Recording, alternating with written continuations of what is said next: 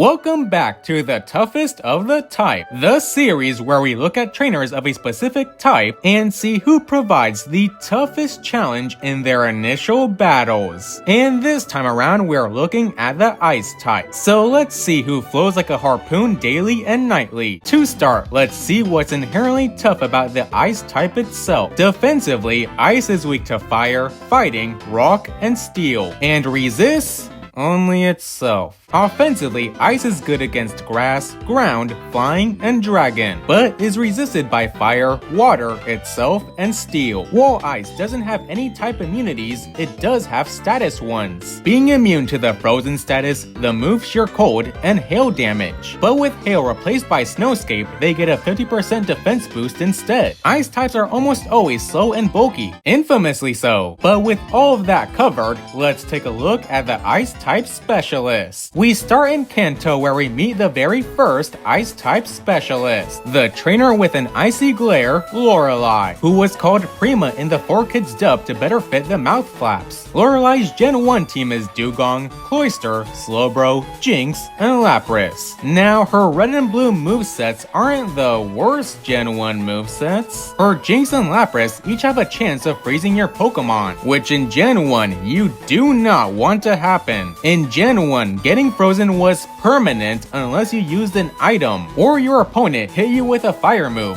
which Lorelei cannot. Though it should be noted that Lorelei has Gen 1 Smart AI, the same thing that allowed Twitch Plays Pokemon to cheese Lance. And a similar thing could be done against Lorelei's Dugong, only now it's a soft lock if you battle Lorelei with just a Rage Primate. Next in yellow, Lorelei has some notable moveset improvements. Dugong and Slowbro have stab for both types, and Jinx has Lovely Kiss. Fire Red and Leaf Green has upgrades in some areas, downgrades in others. Lorelei can now set up Hail and has stronger ice and water moves. Finally is Lorelei's Let's Go team, which has a weird quirk of her Pokemon only having 3 moves, but they at least still have stab for both of their typings. As an Elite 4 member, you'll have your final team against Lorelei, but there's an interesting thing about Lorelei as an Ice specialist. 4 of her Pokemon counter Ice's weaknesses pretty well. Everyone but Jinx takes neutral damage from fire and steel, and rock types would be at risk of taking a surf to the face. So overall, Lorelei can be a real introduction to the Indigo League, but depending on who you ask, how tough this league is can vary. Now we enter Johto for the oldest and wisest Ice type specialist, the teacher of Winter's Harshness, Pryce. Pryce has apparently been training Pokemon for over 50 years, so does that experience show in his gym battle? In Gen 2, Pryce's team is Seal, Dugong, and Piloswine. It's worth noting that like Lorelei, most of Pryce's team is water type, so in theory, the team should do well against Ice's typical weaknesses. The problem is that this team only knows normal and ice moves, among another problem we'll get to later. Next we get to Pryce's Heart Gold and Soul Silver team, which has the same Pokemon but with new movesets. There's also abilities and Piloswine having a Citrus Berry. Seal and Dugong still have Rest but can pair it with Snore and Sleep Talk, and Piloswine can activate their Snow Cloak ability with Hail, plus actual coverage with Mud Bomb. But now comes the weirdest thing about Pryce. Despite technically being the 7th gym leader of Johto, Pryce's Pokemon are lower leveled than the previous one, Jasmine. In Gen 2, Pryce's Piloswine is 4 levels lower than Jasmine's Steelix. The remakes at least somewhat tried to fix this. In the remakes, Pryce is only 1 level lower than Jasmine. So if you go in the intended gym order, Pryce is honestly a pushover. But if you play with level caps, then Pryce might actually surprise you. Next we head to Hoenn to meet the Ice specialist from far away, the trainer who can freeze anything, Glacia. Glacia is a trainer from another region, one who came to Hoenn to hone her ice skills. But did that training idea really pay off? Glacia's Gen 3 team is 2 Celio, 2 Glalie, and Walrein. Great idea to make an ice specialist in a region with only 4 ice types, 2 of which are a temporary form and a legendary. Her Celio can set up Hail, and while not fully evolved, their Thick Fat abilities help make fire types less viable against Glacia. Her Glalie are mostly support with Light Screen and Hail. Plus, Glalie has Explosion, which until Gen 5 half the opponent's defense. Next is Glacia's Oras team, which does see some improvements. 2 Frostlass replace the Celio, giving Glacia more fully evolved Pokemon. And since Glacia still utilizes Hail, she can take even more advantage of it, with her Frostlass having Snow Cloak and more Pokemon knowing Blizzard. Though you'll have Mega Evolutions and Glacia won't for her battle. And if there's a major weakness with this team, it's the lack of coverage. In Gen 3, only Walrein has Surf, and Crunch and Shadow Ball can't do much against Ice's weaknesses. And the same goes for her Oras team. Only Walrein has Surf, but Draining Kiss can help with fighting types. Overall though, Glacia can provide a good challenge. Notably, if you're underleveled, then Glacia can hit you with a sheer cold. Now we head to Sinnoh to meet the youngest Ice-type specialist, the Diamond Dust Girl. Wait, what was her name again? Whatever, I'll just call her Jo. Jo's DP team is Snover, Sneasel, Medicham, and Abomasnow. Snover and Sneasel are admittedly pretty underpowered. Medicham though can throw you for a loop. Pure Power and Bulka can actually make Medicham hit like a truck. As for Abomasnow, one fire move could honestly take her down. But hey, good luck having a fire type in Diamond and Pearl. Next is Jo's Platinum team,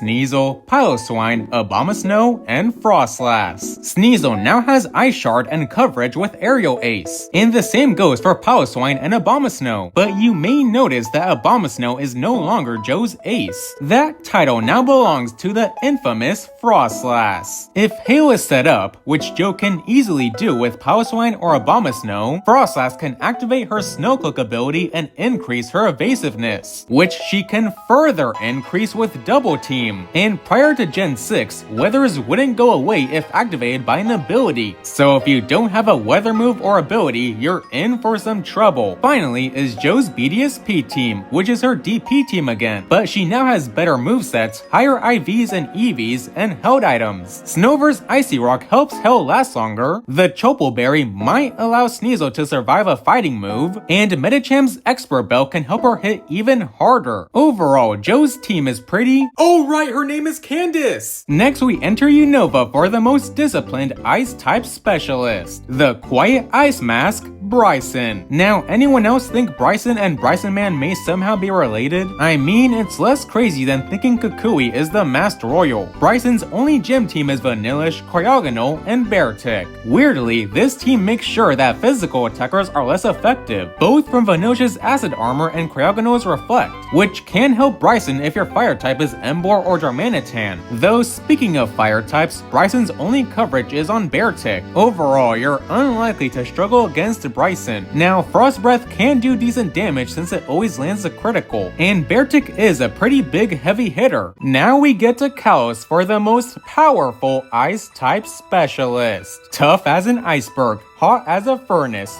Wulfric. It's no exaggeration that Wulfric is the strongest Ice-type special guy. Nay, the most powerful gym leader, period. For one, he's the 8th gym leader. Obviously, you have to be quite the trainer to be the 8th gym leader. Wulfric's team is Abomasnow, Cryogonal, and Avalugg. A nightmare to face if you're using a mono ground type team, something we've all done at least once playing X and Y. Abomasnow sets up Hail, dealing 1/16 of your HP each turn. No matter how tanky your team is, you'll go down in 96 turns. Then is Cryogonal with the Levitate ability. So if your mono ground team only knows ground moves, you're screwed. And Avalugg has Ice Body, practically making him invincible under Hail. To this day, no one has beaten X and Y due to Wulfric. Next, we enter Galar for the most motherly Ice-type specialist, the Ice-Cold Professional, Melony. Mommy, sorry. Fun fact, Melony has more kids other than Gordy. She also seems to wear a wedding ring, which I'm just gonna ignore. Melony's team is Frostmoth, Darmanitan, Ice-Cube, and Lapras. Frostmoth can lower your attack and set up Hail. Darmanitan has Zen mode, becoming fire type once it's activated. Ice Face and Hail effectively make Ice-Cube immune to physical moves. moves. Plus, with Amnesia, Ice-Q can become surprisingly tanky. And Lapras is Melony's Gigantamax Pokemon, making Lapras more tanky and turning ice moves into G-Max Resonance, which will set up a special Aurora Veil that doesn't need Hail, cutting all physical and special damage down to half. So in the end, Melony may just win the battle of attrition. Finally, we end in Paldea for the coolest and chillest Ice-type specialist, the Sub-Zero Shredder, Grusha, who a surprising amount of people thought was a girl at first. What can I say? Dude's got pretty eyes. Grusha's team is Frostmoth, Beartic, Titan, and Ice Terra-type Altaria. Like Melony's, Grusha's Frostmoth is mainly here for support with Tailwind. Beartic is a heavy hitter with coverage like Aqua Jet and Earthquake. Titan is a tank with more coverage and a priority move. And Altaria will become an Ice type with 3 stab moves. Plus, it can potentially snow during Grusha's gym battle, increasing his team's defense and activating Beartic's Snow Cloak. So Grusha can provide a tough challenge if you don't keep your cool. And now with every Ice specialist covered, let's see who's the toughest. We start with the viewer-voted tournament. Round 1 was Lorelei versus Pryce, and Lorelei overwhelmingly won by 97%, which may just be the biggest landslide we've seen yet. Round 2 was Glacia versus Candice, and Candice won by 76%. Round 3 was Brycen versus Wulfric, which Brycen won by 88%. Then was Melony versus Grusha in round 4, and Melony won by 72%. The semifinals was won by Candice and Melony, leading the finals to be Candice versus Melony, which Melony won by 56%. And through a loser's bracket and various other polls, here is how you wonderful people ranked the Ice-type specialists. Wulfric in 8th, Pryce in 7th, Grusha in 6th, Glacia in 5th, Brycen in 4th, Lorelei in 3rd, Candice in 2nd, and Melony in 1st. But my ranking would be Wulfric in 8th, Pryce in 7th, Brycen in 6th, Glacia in 5th, Grusha in 4th, Lorelei in 3rd, Melony in 2nd, and Joe in 1st. And there you have it, folks. The toughest Ice-type specialist in their initial battles. What did you think about these rankings? Do you agree more with the viewer ranking or my ranking? Which Ice specialist do you think is the toughest in their initial battles? Let me know in the comments below. And become a member if you're interested. It's only $2 a month. Have a nice day, you wonderful people.